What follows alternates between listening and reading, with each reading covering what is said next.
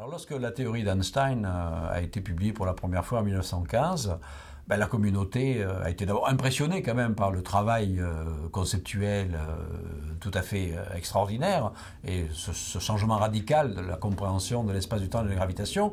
Mais sur le coup, ils sont quand même restés sceptiques.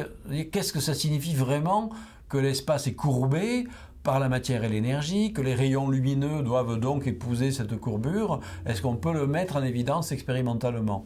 Alors je dois dire, moi qui ai beaucoup étudié l'histoire de cette époque, je sais qu'Einstein au début n'était pas très soucieux de mettre sa théorie à l'épreuve des observations. Et c'est un astronome allemand qui a dit, professeur Einstein, si vous voulez vraiment convaincre la communauté des astronomes que votre théorie est juste, il faudrait mettre en œuvre quelques observations astronomiques mettant en évidence ces effets de courbure. Et c'est lui qui a proposé le test de la déviation des rayons lumineux frôlant le bord du Soleil.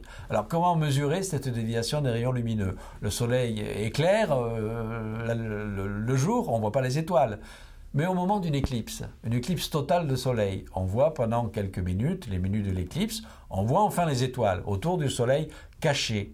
Alors maintenant, la théorie de la relativité générale nous dit, eh bien en fait les étoiles situées juste à l'arrière-plan du soleil, le trajet de leurs rayons lumineux, pour venir jusqu'à nous, frôlant le bord du soleil, vont être légèrement incurvés, si on croit la relativité générale.